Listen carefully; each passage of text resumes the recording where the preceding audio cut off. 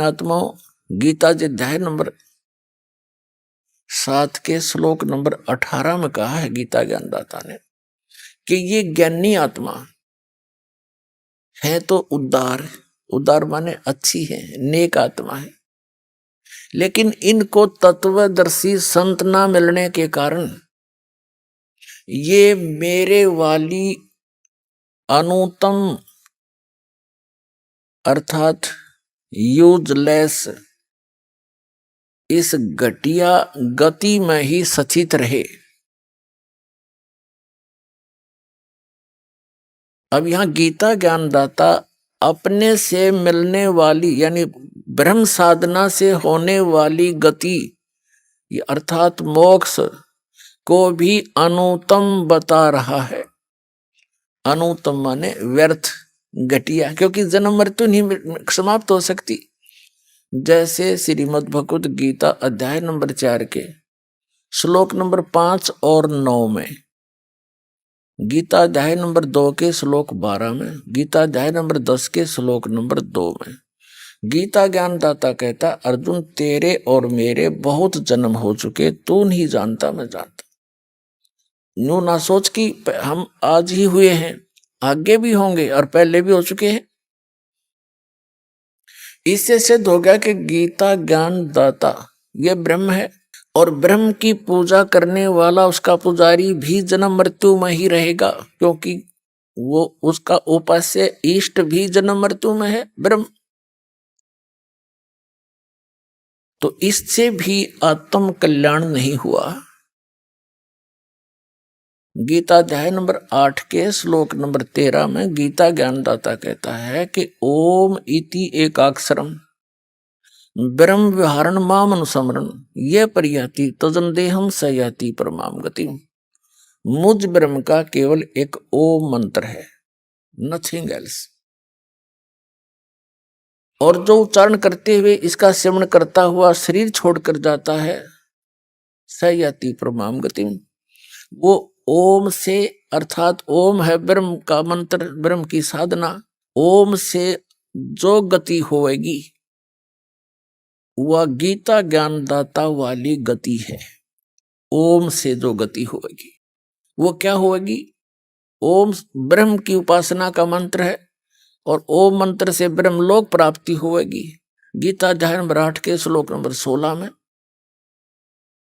कहा कि ब्रह्मलोक पर्यंत भी सभी लोग पुनरावृत्ति में है, अर्थात वहां गए हुए साधक भी फिर लौटकर जन्म मृत्यु में आते हैं, क्योंकि ये खुद कहता है मेरे भी जन्म मृत्यु होती है और अर्जुन तेरी भी रहेगी।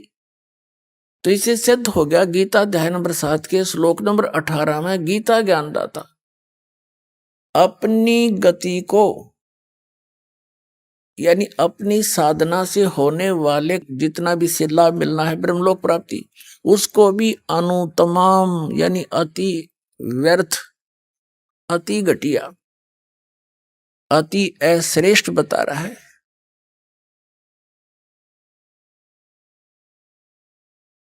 और गीता अध्याय नंबर 7 के श्लोक नंबर 19 में कहा है कि बहुनाम जन्मानाम अन्ते ज्ञानवान माम प्रपतते वासुदेवम सर्वमिति समात्मा सुदुर्लभ है। क्या बताता गीता ज्ञानदाता कि बहुनाम जन्मानाम अन्ते ज्ञानवान माम प्रपतते, बहुत बहुत जन्मों को व्यर्थ करके किसी एकाध अंत के जन्म में ये ज्ञानी आत्मा मेरी भक्ति करते हैं। माम प्रपते, मुश्किल से कहते हैं, बाकी अन्य और ही साधनाओं में लगे रहते हैं जो बिल्कुल व्यर्थ होती हैं, लेकिन बहुनाम जन्मानाम अन्ते ज्ञानवान माम प्रपते और वासुदेव सर्वमिति स महात्मा सुदुर्लभ है कि बहुत बहुत जन्मों के किसी अंत के जन्म में ज्ञानवान यानी ज्ञानी आत्मा माम प्रपते मेरी भक्ति करते हैं। और जो ये बताने वाला महात्मा तो बहुत दुर्लभ है, बड़ी मुश्किल से मिलेगा तुझे। क्या कि वासुदेव सर्वमिति, कि वासुदेव ही सब कुछ है। अब यहां इन गीता अनुवादकर्ताओं ने अनरस कर डाले। इन्होंने श्री कृष्ण जी को वासुदेव सिद्ध कर दिया, जबकि वासुदेव तो श्री कृष्ण जी के फादर थे।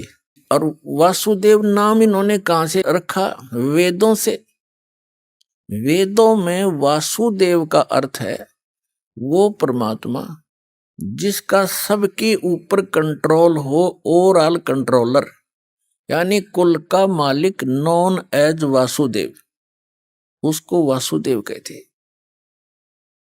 अब यहां गीता ज्ञानदाता कहता है कि वासुदेवम सर्वमिति सहमात्मा सुदुर्लभ है। ये बताने वाला कि वो वासुदेव ही सब कुछ है, उसी से तो पूर्ण मोक्ष होगा, उसी की भक्ति से जरा और मरण यानी वृद्ध अवस्था और बुढ़ापे के दुख मिटेंगे। उसके अतिरिक्त किसी को भी इष्ट रूप में पूजना नहीं चाहिए। और वो परमात्मा कौन है, कहाँ रहता है, कैसा है, उसके पाने की, वहां जाने की कौन सी विधि है, कौन सा मेथड है, तो ये जानकारी देने वाला महात्मा सुदुर्लभ है, बड़ी मुश्किल से मिलेगा।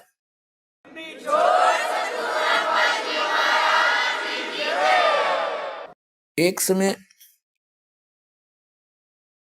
आदरणीय गरीबदास साहिब जी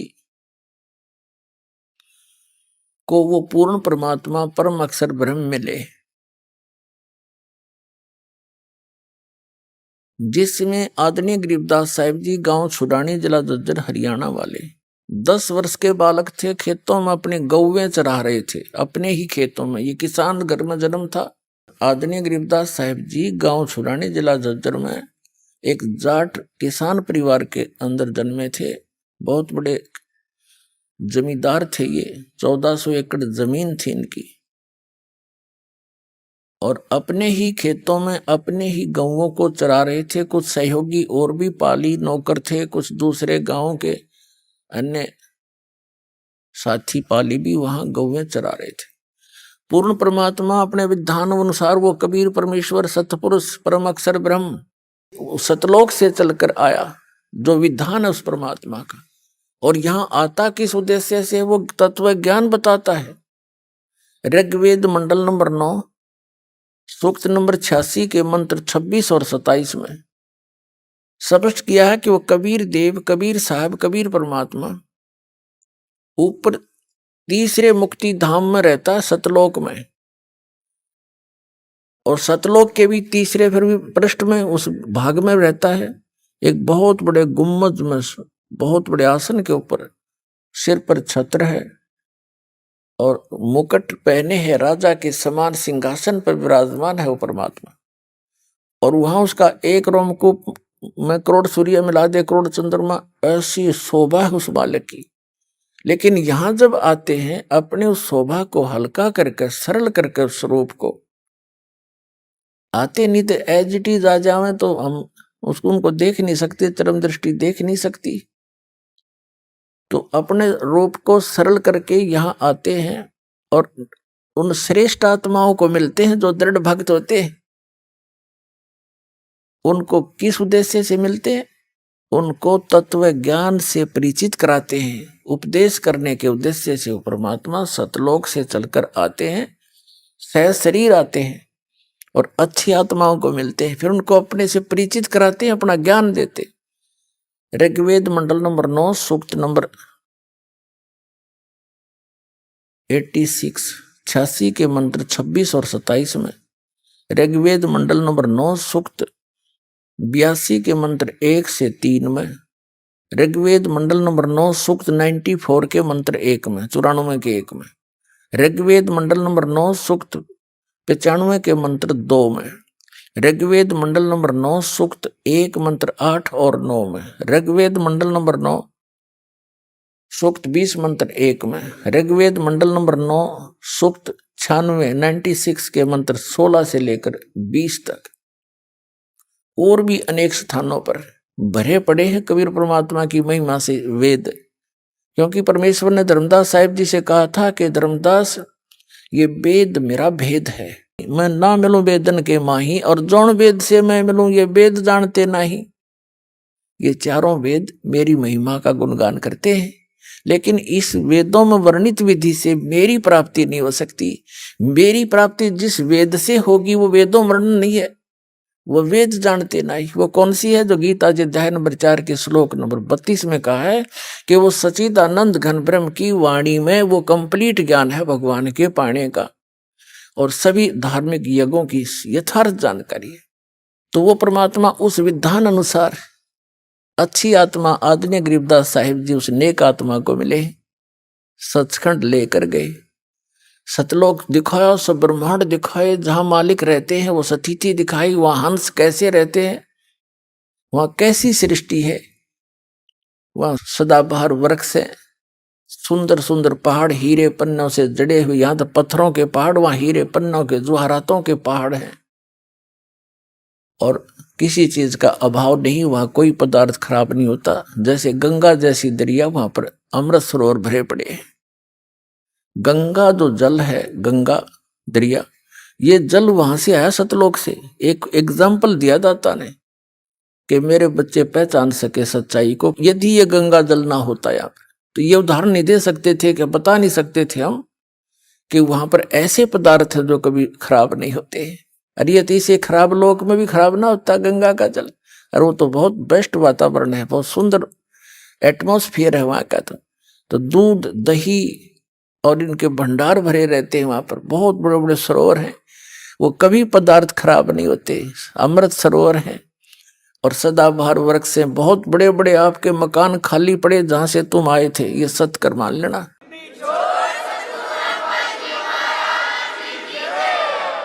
ये किसी डूम बाट की बनाई स्टोरी नहीं है, खुद भगवान की बताई अमर कथा है। और जिन महापुरुषों ने सचखंड और सतलोक को देखा और आंखों देखा वर्णन उन महापुरुषों ने किया, और ये दास पर जाकर रखी मालिक। तो ये सत्य कर मान लेना, जो दास शब्द बोलेगा सारी साची होंगे। अभी तक सब बकवास कर रखी इन संतों ने।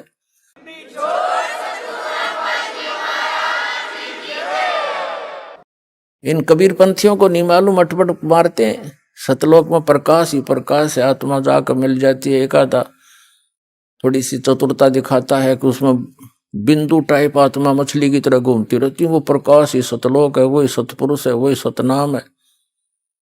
वो ये है वो नकली कति। अब देखना सच्चाई सामने आएगी।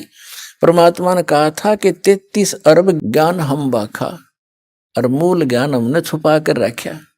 वो मूल ज्ञान इस दास को दिया है परमात्मा, अभी तक ही छुपा कर रखा था। और पूरे इतने मोटे मोटे कबीर सागर भी लिखा हुआ है, उसके अंदर भी भरा हुआ है, और उसे हटकर भी ज्ञान दास को दिया, जो महापुरुषों की वाणी में दास ने निकाला।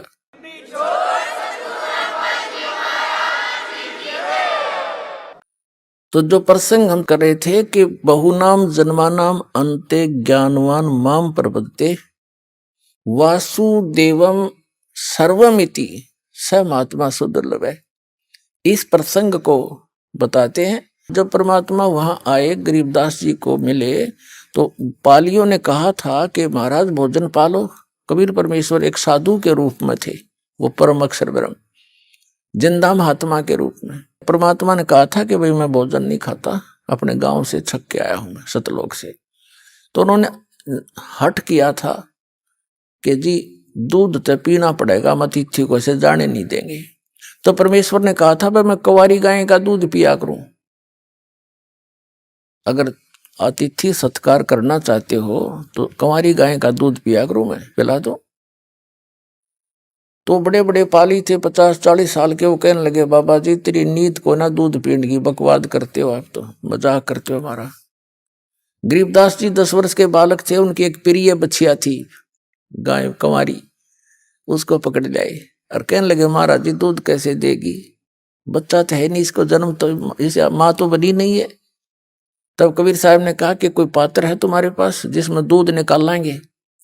गरीबदास जी लाए एक 5-6 किलो का वो मटका है, छोटा सा गड़ा बरोला, और कहा इसके नीचे रख दे भाई, साफ कर रखे है, हाँ जी साफ कर रखे, इसके सतन के नीचे कर। गरीबदास जी बालक थे, पकड़ कर बैठ गए न्यू, अब देखेंगे बाबा जी दूध कैसे निकालेगा। परमात्मा ने थपकी मारी बछिया के, लंबे लंबे सतन हो गए और धार चल पड़ी दूध की, और पात्र भर के बंद हो गया। अब वो कबीर साहब को दे दिया, अगले बाबा जी पी लो आप। महाराज जी, कबीर परमेश्वर जी ने पी लिया, कुछ पी लिया, फिर से छोड़ दिया, अगले बच्चों पी लो, ये अमृत है, यहाँ का नहीं है, ये सतलोक से आया है मेरे गांव तक। इब और पाली थे वो तो उठकर चले गए, कहने लगे तू पता नहीं किस जाति का है, और फिर तने क्या बेरा जादू जंत्र करके कुंवारी बछिया से दूध निकाल दिया, हम ना पीवा तेरे जादू जंत्र के दूध को। वो तो उठकर चले गए, वहां से स्थान छोड़ गए जहां वो बैठे थे, एक जंडी के नीचे, वो जंडी वृक्ष को ही छोड़कर चले गए, दूर जा बैठे। अब गरीबदास जी महाराज वो नेक आत्मा, वो श्रेष्ठ आत्मा जिसके लिए मालिक आए थे, वो बोला ला महाराज जी आपका ये जूठा दूध कद कद मिला, हमने गट गट पी गए, जितना पीना था बाकी रख दिया। अब फिर परमात्मा ने उनको समझाया, बेटा तुम यहाँ के रहने वाले नहीं हो, पूरी सारी ऊपर की जानकारी दी। तब गरीबदास जी ने कहा महाराज ये ज्ञान तो अब आज तक किसी ने बताया नहीं हमारे को। वो स्थान कैसा, जैसे बच्चे की जिज्ञासा बन जाती है प्रबल, तो तब परमात्मा बोले चल मैं ले चलता हूँ। शरीर वहीं रह गया, जो ओरिजिनल वस्तु को ऊपर ले गए आत्मा को। सारे ब्रह्मंडों से परिचित कराया, ब्रह्मा विष्णु महेश जी की स्थिति दिखाई, उनके लोक दिखाए, उनसे वार्ता करवाई, यहाँ के न्यायाधीश धर्मराज से मिले जा करके, और धर्मराज करबद्ध होकर के कबीर परमात्मा उस जिंदा महात्मा के सामने खड़े हो गए। तो गरीबदास साहिब जी देख रहे हैं कि इस बाबा जी में तो बहुत बड़ी शक्ति, यहाँ के भगवान भी हाथ जोड़े, और यहाँ का यू बड़ा अफसर है, यू भी हाथ जोड़ के खड़ा हो गया, जो लेखा जोखा करता है। फिर सचखंड लेकर गए परमात्मा, इस काल को दिखाया कि देख बेटा यहाँ खाता है 1 लाख जीवों को भून गए, या तपस्या इसकी, और वो बैठा वो ब्रह्म सरपुरुष काल, जो कहता है मैं कभी किसी के सामने नहीं आता, अपनी योग माया से छुपा रहता हूँ। गीता जी अध्याय नंबर 7 के श्लोक नंबर 24 और 25 में। तब परमात्मा उसके सिर पे पैर रख के उस काल के गरीबदास जी महाराज को ऊपर लेके गए, 11वें द्वार में प्रवेश किया। 11वां द्वार इस अक्षर पुरुष पर ब्रह्म के लोक में प्रवेश करता है, और उसके लोक को पार करके जब 12वां द्वार पार करते हैं तो सतलोक आ जाता है। 12वां द्वार पार करके सतलोक में गरीबदास साहिब जी को परमात्मा लेकर गए। वहां गरीबदास साहिब जी क्या देखते हैं कि वही महात्मा जो नीचे तक गया था उनके साथ, और उधर उनके साथ है, और ऊपर क्या देखते हैं कि एक बहुत बड़े गुम्बज में, बहुत बड़ा मंदिर नुमा गुम्बज है, सुंदर सफेद, बहुत लंबा चौड़ा, उसके बीच में एक सिंहासन है, सुंदर सिंहासन, रत्न जड़े हैं सफेद सफेद उसके, और उस पर बहुत सुंदर वस्त्र बिछे हैं। वहां उसके ऊपर परमात्मा विराजमान है, शकल दोनों की एक जैसी है, जो नीचे से गई वो भी और वो बैठे वहां पर। जो सिंहासन पर बैठे थे राजा के समान, ऊपर छतर, सिर पे मुकुट, और उनके एक रोमकूप में करोड़ सूर्य मिला दे, करोड़ चंद्रमा, ऐसी रोशनी थी। अब नीचे से जो वही परमात्मा गए थे जिंदा महात्मा के रूप में गरीबदास साहिब जी को साथ लेकर के, वहां से उठाकर चंवर अपने ही उस दूसरे रूप पर डबल रोल में चंवर करने लगे। गरीबदास जी ने सोचा कि भगवान तो यू होगा जो तख्त पर बैठे सिंहासन पर विराजमान है, और बाबा जी इसका कोई नौकर होगा। कोई तो बहुत सुंदर स्थान, यहाँ तो ये शायद कभी देखा ही नहीं हमने। यहाँ तो सारे हरे भरे सुंदर सुंदर वृक्ष हैं, बड़े सदाबहार फल लगे हुए हैं, और भगवान बहुत सुंदर हैं, इसके शरीर में कितना प्रकाश निकल रहा है, नर आकार है, मनुष्य सदृश है। तो फिर क्या होता है कि जो सिंहासन पर विराजमान थे वो परमात्मा, अनंत कोट ब्रह्मांड के स्वामी के सिंहासन पर परमात्मा यानी खुद ओवरऑल कंट्रोलर के रूप में, वासुदेव रूप में विराजमान थे, वो खड़े हुए और नीचे से जिस रूप में जिंदा महात्मा के रूप में परमात्मा थे, वो उस सिंहासन पर विराजमान हो गए, सबके कंट्रोलर के सिंहासन पर। और वो तेजों में शरीर खड़ा हो वाला भगवान खड़ा होकर के चंवर करने लगा उस सिंहासन पर विराजमान जिंदा महात्मा के ऊपर, जो नीचे से गए थे। वो तो ऊपर से भी गए थे, नीचे नीचे से ऊपर आए थे। तो गरीबदास जी सोच ही रहे थे कि ये क्या भाई, इस बाबा जी पर भगवान नौकर की तरह सेवा कर रहा है। इतने में क्या देखा कि वो तेजों में शरीर और जिंदा महात्मा यानी कबीर परमात्मा के शरीर में समा गए। ओनली अकेले कबीर परमात्मा, वो जिंदा महात्मा वाला रूप ही अनंत कोट ब्रह्मांड के स्वामी के सिंहासन पर विराजमान थे, यानी वही मालिक हैं। वो डबल रोल कर रहे थे। गरीबदास जी चरणों में गिर गए, हे भगवान अब तो भगवान हो, अरे मुझे बका रहे थे, आप बाबा जी नहीं हो, आप परमात्मा हो। इतने में क्या हुआ कि पूरे शरीर का उतना ही नूर हो गया जितना पहले था। जब गरीबदास जी देख रहे हैं चकित हो गए, हे भगवान आप तो बहुत प्रबल शक्ति युक्त हो, मुझे यही रख लो मेरे दाता, वहां ना भेजो गंदे लोक में, वहां तो जन्म और मृत्यु हाहाकार में चाहे हुआ दाता, इतना सुंदर श्री लोक यहाँ का।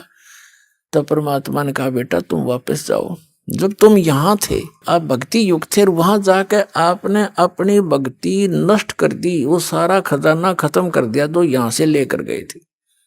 तुम गलती से गए थे, यहाँ पर सारी कहानी सृष्टि रचना सुनाई परमात्मा। अब उधर से क्या होता है कि उस देर के बाद 2-3 घंटों के बाद उन दूसरे पालियों ने देखा कि भाई वो गरीबदास बालक कहाँ है, क्योंकि सबकी टर्न आती थी गौओं को घेरने की, क्योंकि किसी की खेती में ना बढ़ जाए खराब करके।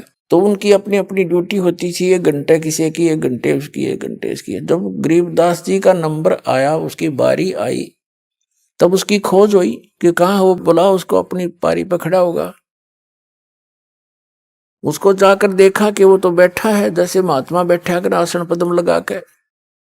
पहले आवाज लगाई, नहीं बोला, फिर पकड़ के हिलाया तो गिर गया। तब उन्होंने देखा है तो मर गया, हाथ पैर फूल गए उनके। इकलौता पुत्र थे गरीबदास जी अपने माता पिता के, और 12 वर्ष विवाह के बाद हुए थे, बड़ी मुश्किल तय। इकलौते पुत्र इतने बड़े जमींदार के, छोटा सा गांव था छुड़ानी, 40 घर होंगे मुश्किल से, परिवार होंगे। तो गांव 1.5 किलोमीटर की दूरी पर वो स्थान था जहां परमात्मा मिले थे गरीबदास जी को। गांव छुड़ानी जिला झज्जर हरियाणा में आज भी वो यादगार विद्यमान है। कबलाना गांव से और छुड़ानी गांव को अब तो पक्की सड़क बन गई, पहले कच्चा रास्ता था। उस सीमा के ऊपर थोड़ा सा 1 किला अंदर ने छुड़ानी के खेतों में आज भी वो यादगार बना रखे, एक मंदिर सा बना रखा उन्होंने कि यहाँ परमात्मा आए थे। एक जांडी का वृक्ष था वहां पर, वो आज भी यानी अवशेष बकाया है सच्चाई के। तो गांव में भागे आए, गांव वाले लोग फिर 1.5 किलोमीटर गए, देखा बच्चा मरा पड़ा है, उसकी अर्थ तैयार किया, घर लाए, घर से फिर शमशान घाट पर ले गए, फूकन की तैयारी कर दी, चिता पर रख दिया। तो परमात्मा ने कहा कि मैं तेरे साथ रहूंगा बेटा, और भक्ति करना, इस भक्ति की कमाई तय, भक्ति की शक्ति से तुम पुनर्चार्ज होकर के यहाँ आ सकोगे। और उसके लिए मैं ऐसा मंत्र दूंगा, ऐसी विधि बताऊंगा, पर ये अभी डिस्क्लोज ना करना, तू खुद भक्ति करना। इसे एक सतनाम दूंगा 2 अक्षर का, जिसमें एक ओम मंत्र है, एक गुप्त है, ये दास बताएगा केवल उपदेशी को। तो इसकी एक बार की कमाई तय, एक श्वास उस श्वास की के सिमरण तय इतनी कमाई बन जाएगी कि यहाँ के एक ब्रह्मांड में 14 लोक होते हैं, कहते 14 लोक भी उस दूसरी तराजू में रख दे, ताखड़ी में, एक पलड़े में, और एक तरफ रख दे इस एक सतनाम के सुमरण की कमाई वैल्यू।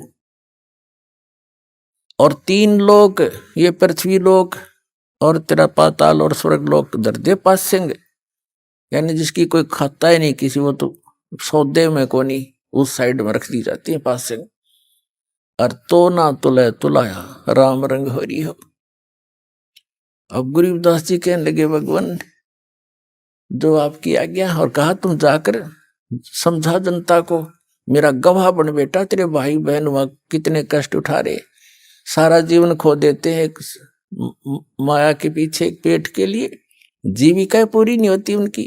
और यदि वो मेरी भक्ति करे तो उनको जीविका भी सुथरी दूं, उनको सुख भी दूं, उनकी आयु भी बढ़ाऊं, काल को निकट नहीं आने दो बेटा, तुम ये सत्कर मान लेना। तो गरीबदास जी तो आंखों देख चुके थे, धर्मराज जैसे खड़े होकर हाथ जोड़े जिस परम पिता के आगे, 3 औरों की औकात उसके सामने क्या बुनियाद। वो पक्के आंखों देखी परमात्मा की महिमा ग्रहण करके और वापस भेज दी वो आत्मा गरीबदास साहिब जी की। जब चिता में अग्नि लगाने की तैयारी थी, इतने में जो बंधन बांध रखे थे अपने आप टूट गए और हलचल हुई शरीर में, एकदम बैठ गए वो 10 वर्ष के बालक। और जिस लोक से आए थे वो यहां था ही नहीं, एकदम वो चौर भौर से हो रहे थे कि मैं कहाँ आ गया। और गरीबदास साहिब जी के अंतःकरण के अंदर परमात्मा ने ये संपूर्ण अध्यात्म ज्ञान भर दिया। जैसे एक मोबाइल से दूसरे मोबाइल में 10 घंटा का भी प्रोग्राम नो का नो फैक्स हो जाता है, दूसरे से लोड हो जाता है बगैर किसी वायर के। ऐसे परमात्मा ने गरीबदास साहिब जी के अंतःकरण में उनके कंप्यूटर में डाल दिया।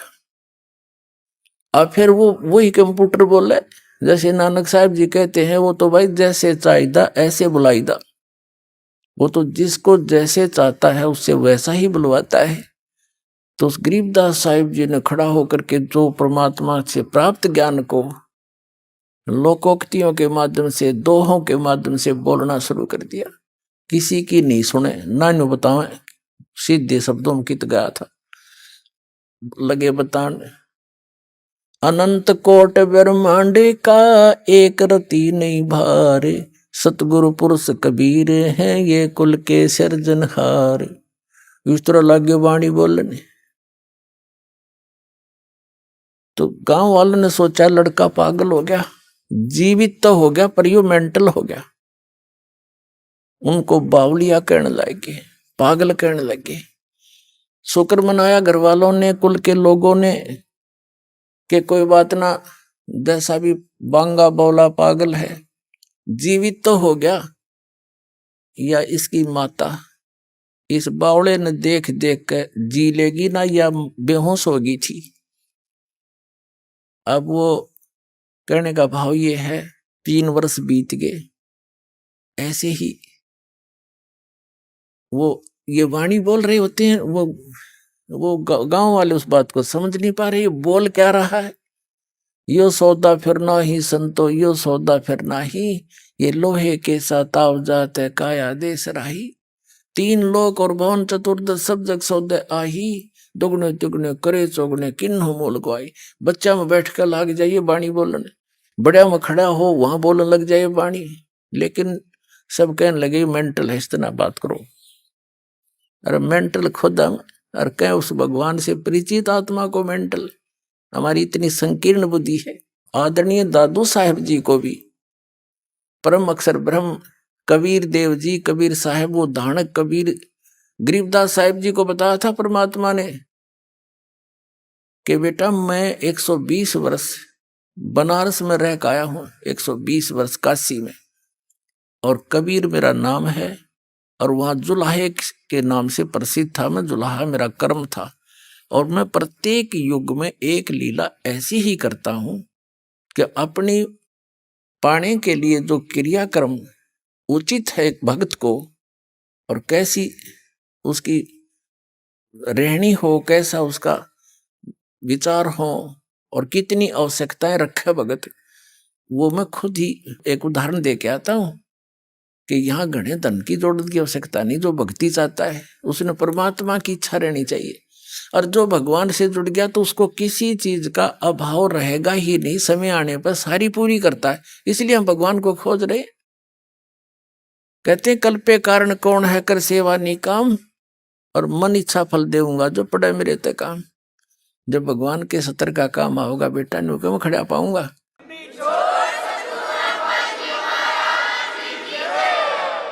तो परमात्मा ने गरीबदास साहिब जी को अपनी सारी महिमा बताई थी।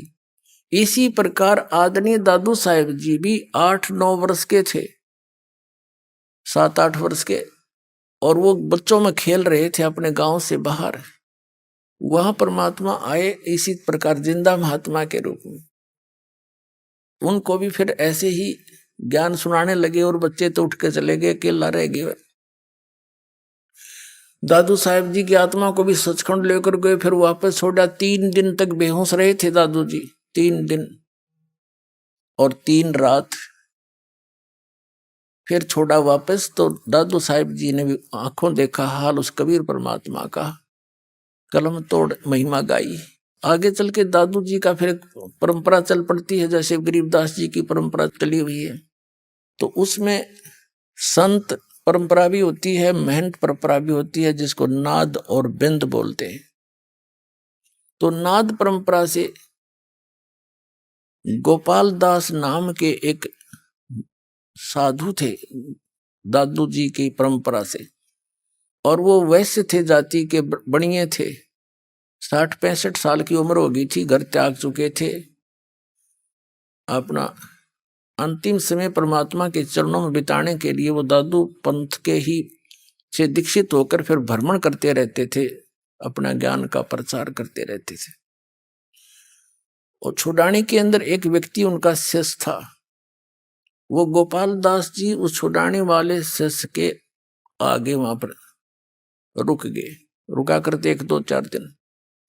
तो उस छुड़ाने वाले भक्त ने कहा कि महाराज जी, हमारे एक बहुत बड़े जमींदार का लड़का ऐसे ऐसे पागल हो गया। सारी कथा सुनाई और बताया महाराज जी कहते हैं संत की विद्या को संत ही कैंसिल कर सकता है। तो उस बच्चे को जादू जंत्र का दूध पिला दिया, मंत्र का। वो पागल हो गया, मर गया था, तो पता नहीं कैसे सांस वापस आ गए। आपकी रजा हो तो कृपा कर दो उसको, वो ठीक हो जा, पागल हो गया। तो उस दादू पंथी संत गोपाल दास ने कहा कि बुलाओ। वो थोड़े बहुत भूत बात झाड़न के झाड़े जाने था। वो व्यक्ति गया वहां गरीबदास साहिब जी के घर पे। अब गरीबदास साहिब जी अपने नाना के वहां रहा करते थे, छुड़ानी में उनके नानका थे, क्योंकि उनके पिताजी वहां घर जमाई रहा करते थे।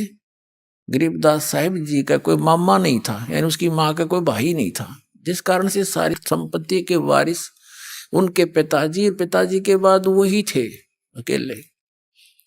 तो उनके नाना जी जीवित थे, बहुत बड़े जागीरदार थे। वहां जाकर के उसने कहा, उस भक्त ने, व्यक्ति ने कहा, चौधरी साहब हमारे घर एक संत आ रहा है, और वो न्यू कहे इस लड़की के लड़के ने, वो ठीक कर देगा।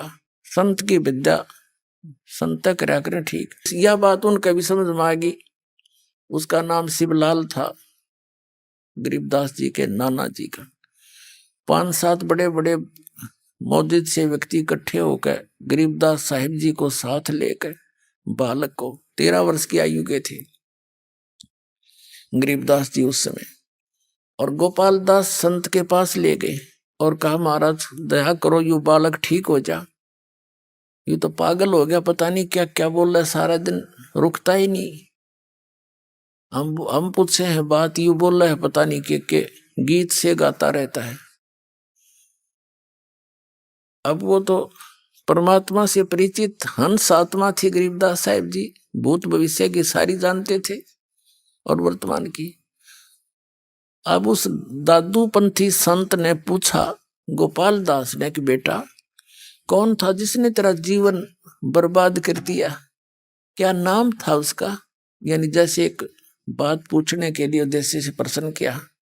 तो आदरणीय गरीबदास साहिब जी ने कहा कि महाराज जी वो कौन थे और उन्होंने मेरा जीवन बर्बाद नहीं किया, मुझे तो आबाद कर दिया। क्या बताया कि अजब नगर में ले गए हमको सतगुरु आने, जल के बिंब अगाध गति हम सूते चादर ताने। अलल पंख अनुराग है सुन मंडल रे थीरे, दास गरीब उधार दिया मोए सतगुरु मिले कबीर। हम सुल्तानी नानक तारे दादू को उपदेश दिया, जात जुलाहा भेद न पाया वो काशी माहे कबीर हुआ। अनंत कोट ब्रह्मांड का एक रति नहीं भारे, ये सतगुरु पुरुष कबीर हैं कुल के सिरजनहारे। वासुदेव ये कबीर साहब है। अब दादू पंथी महात्मा का तो शर घूम गया। गांव वाले तीन मेंटल बतावे, अरे यू तो भाई परम धनी से मिला हुआ हंस है, ये तो आंखों देखा वर्णन कर रहा है उस परम पिता के भगवान के दर्शन किए हुए इस महात्मा ने। ऐसे संत के तो चरण छूने चाहिए। वो 13 वर्ष के बालक की तरफ और 65-60 साल का वो वृद्ध महात्मा और हाथ जोड़ करने बोला महाराज ये चरणों में झुक के कि यह वाणी लिखवा दो, आप तो यह अमर वाणी लिखवा दो, कलयुग में जीवों के उद्धार के काम आवेगी दाता। तो गरीबदास जी बालक चल पड़े आगे ने। जब वो इस तरह गतिविधि करने लगा वो चल पड़े जैसे बालक लीला करते हैं, चल पड़े भाग लिए। अब गांव वालों ने सोचा कि बाबा जी भी मेंटल हो गया, इसका ही फटकार लागी, इसकी कसूती बला इसके अंदर। तो जैसी हमारी जीव संज्ञा की सोच होती है तब वो कहने लगा, अरे गांव वालों कौन गोपाल दास महात्मा दादू पंथी कहने लगा, अरे गांव वालों मेंटल ये नहीं, मेंटल तो तुम हो। अब साधु संत तो कुछ भी कह दिया करे, सारी मान्या करते, सब चुप हो गए। क्या बात महाराज कि यो तो भाई भगवान से मिलकारे हैं।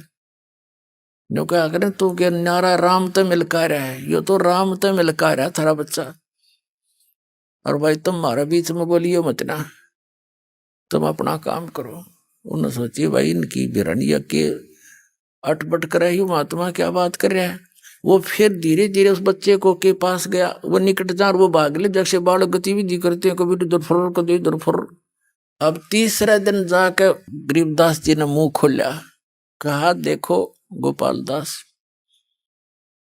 अगर सारी वाणी लिखे तो मैं लिखवाऊंगा, नहीं तो भाई बीच में छोड़ कर जा तो मैं लिखवाऊं नहीं तेरे को। गोपाल दास कहने लगा महाराज मैं तो कति घर से फारिग हो रहा हूं और इससे काम के लिए निकला हूं दाता, जब तक आप कहोगे तब तक आपके चरणों में बैठ के मेरे पास यह लेखन विद्या दी है भगवान ने। मैं बाणिये के घर जन्म है मेरा, भगवान की खोज में मैं निकला हुआ हूं और आप जो जो कहोगे मैं लिखता रहूंगा। एक बही होती थी पहले, ये कापी कुपी तो होती नहीं थी, पहले बाणिये बही रखते थे लंबी लंबी, इतनी लंबी 3-3 फुट लंबी और 9 इंच चौड़ी हुआ, उसको ऐसे फोल्ड कर तो उसमें लग गए लिखने। और गरीबदास साहिब जी का एक बेरी का बाग था, बेरी का बड़बेरी बोला जिसने, उसमें एक जंडी का पेड़ था भारा सा, वो पहले बरानी सा क्षेत्र था, ऐसे मारू अक्षेत्र से सिंचाई साधन नहीं थे उसमें, तो वहां जंडी ज्यादा होया करती और बेरी के बाग भी ऐसे हो जाया करने झाड़ जंखाड़ा। तो उसमें बैठ के उसके नीचे 6 महीने तक गरीबदास साहिब जी बोलिया करते थे और दादू पंथी गोपाल दास जी लिखा करते थे। तो वो गॉड गिवन ज्ञान गरीबदास साहिब जी के माध्यम से कबीर परमात्मा ने अपनी महिमा पुनः चित्रार्थ करवाई। इसमें कबीर सागर के अंदर एक कबीर बानी चैप्टर है, उसमें 136 और 37 पृष्ठ पर लिखा है काल के 12 पंथ चलेंगे, उन 12 पंथों में से 12वां पंथ गरीबदास पंथ होगा जिसका जन्म 1774 में होगा। उसमें गलती से 75 लिखा है। ये क्या है कि जैसे ये 12 कबीर पंथ चले हैं, इनके जो प्रथम भगत थे, जैसे श्री चूड़ामणि जी थे, जिसे मुक्तामणि भी कहते हैं, धर्मदास जी के पुत्र थे, जो कबीर साहिब के आशीर्वाद से हुए थे। उससे लेकर गरीबदास तक साहिब जी तक ये 12 पंथ है।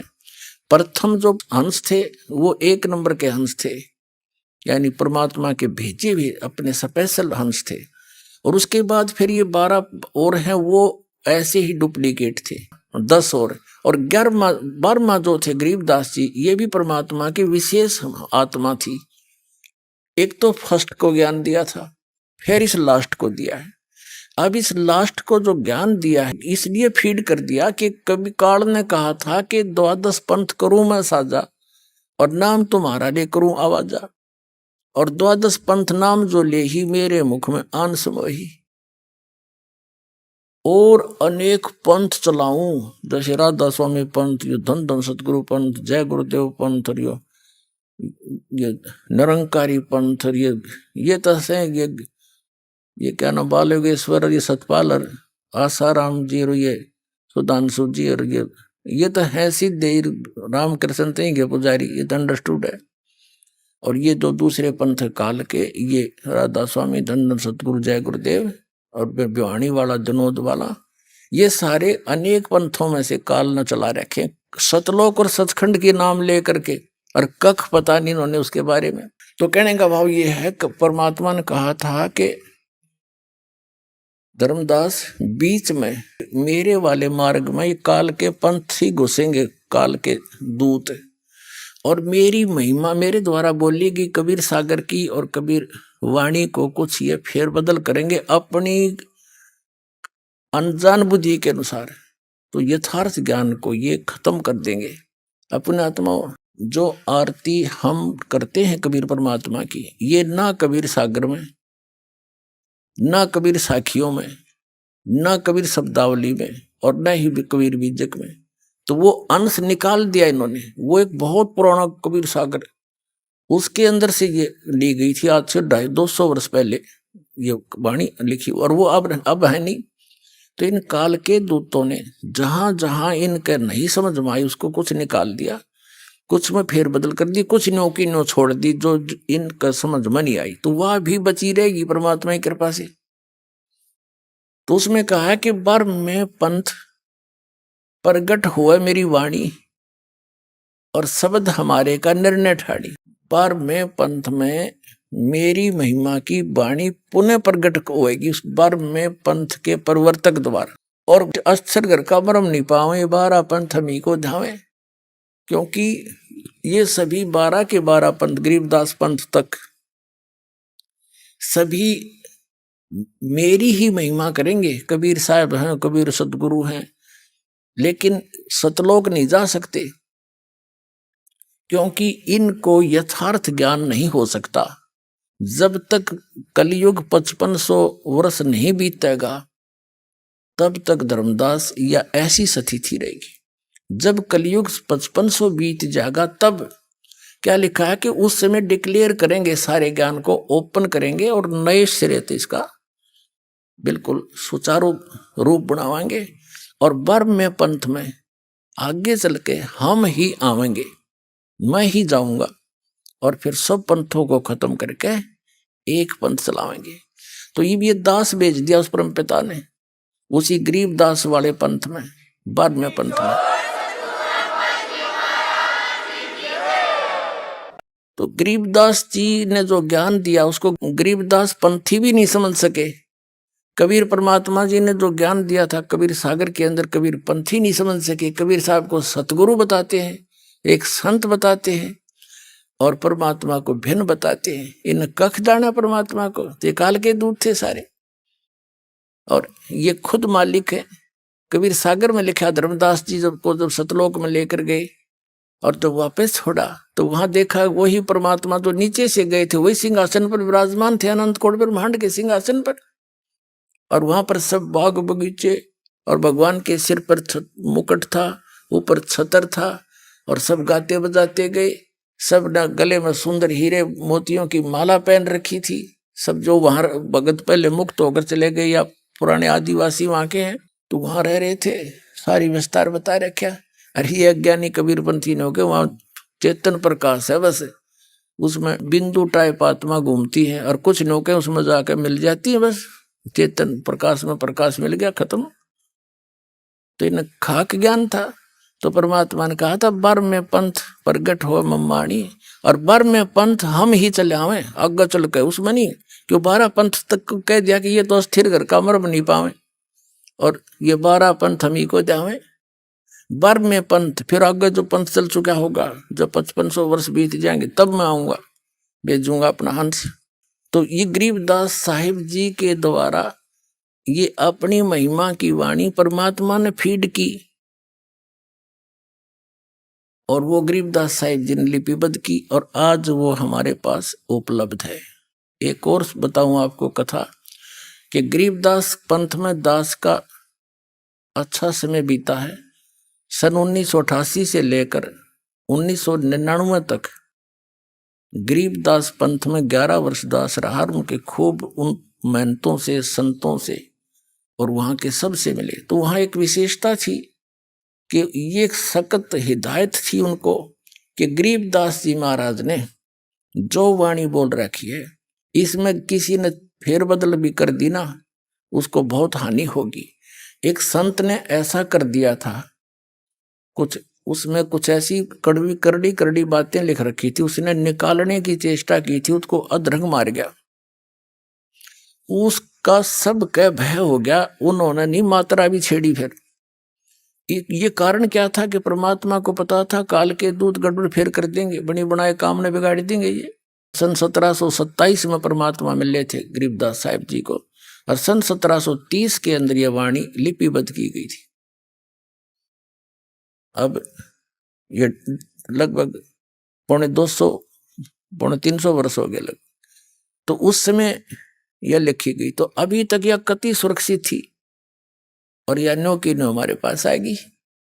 यह वाणी प्लस में परमात्मा के द्वारा इस दास को ने जो लीला की दिखाया, जो दिया ज्ञान, वो और इन महापुरुषों की वाणी और सब सदग्रंथों का एक निष्कर्ष निकाल दिया जो अभी करना था।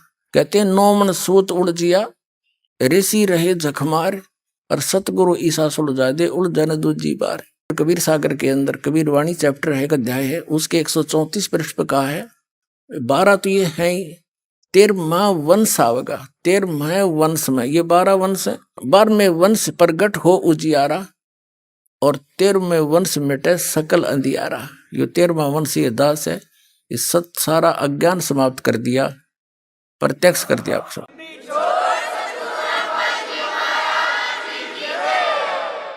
अब क्या हुआ कि वो गरीबदास साहिब जी ने लिपिबद्ध करवा दी। गरीबदास साहिब जी प्रचार भी करा करते थे, लेकिन ये सतनाम नहीं देते थे किसी को। स्ट्रिक्ट ऑर्डर था, सख्त हिदायत थी परमात्मा की कि धर्मदास मेरी लाख दुहाई, ये सार नाम की दबार न जाई। सतनाम और सार नाम मूल ज्ञान बार जो पढ़ी, ये बिचली पीढ़ी हंस नहीं तरी। आप उस बिचली पीढ़ी के बच्चे हो, हंस हो, अच्छी आत्मा हो, जो आपके लिए खजाना सुरक्षित रखा था। और अब ये बैन उठाना था, दाता ने पहले कह रखा है कि उस समय पूरे विश्व को सतनाम दूंगा, तब तक इस सतनाम ने गुप्त रखना, नहीं तो काल के दूतां का हाथ लग जाएगा और ये नाम यही देने लग जाएंगे। इनके पास वो अधिकार है नहीं, ये नाम देकर भी व्यर्थ कर देंगे जीवन को उन बच्चों का, मेरे आत्माओं का। दर्शकों, आज की वीडियो में सिर्फ इतना ही। फिर मिलते हैं एक और नई वीडियो के साथ। दर्शकों, इस वीडियो के बारे में आपकी क्या राय है, हमें कमेंट बॉक्स में जरूर बताइए। अगर आपको ये वीडियो अच्छी लगी हो तो वीडियो को लाइक जरूर कीजिए। अगर आप चैनल पर नए हैं तो चैनल को सब्सक्राइब करके ऑल नोटिफिकेशन को भी ऑन कर लीजिए, जिससे आपको हमारी हर नई वीडियो की नोटिफिकेशन मिलती रहे सबसे पहले। धन्यवाद।